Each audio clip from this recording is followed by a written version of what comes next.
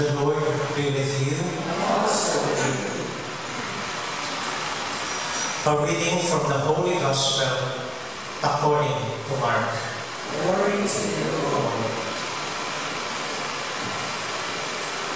As Jesus was setting out on a journey, a man ran up, knelt down before him, and asked him, "Good teacher, what must I do to inherit eternal life?" Jesus answered him, "Why do you call me good? No one is good but God alone.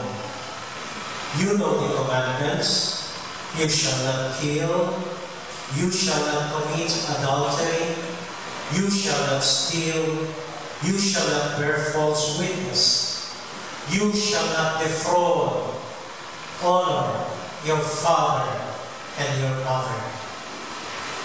The man replied and said to him, "Teacher, all this I have observed from my youth."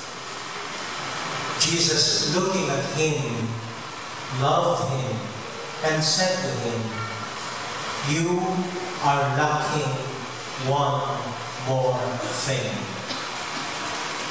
Go, sell what you have, and you will have treasure in heaven.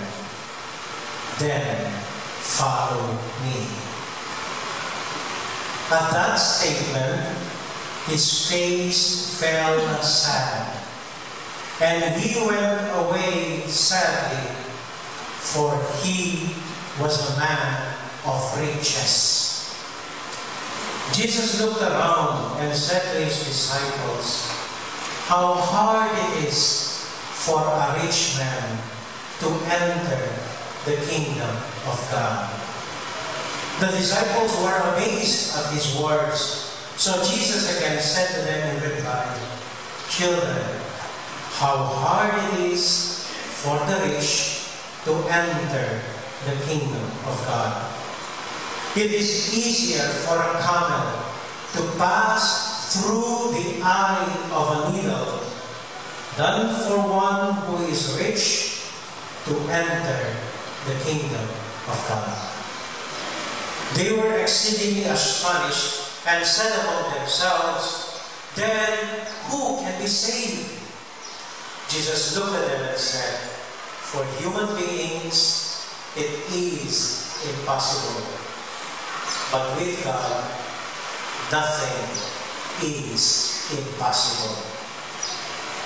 Peter began to say to him, "We have given up everything and followed you."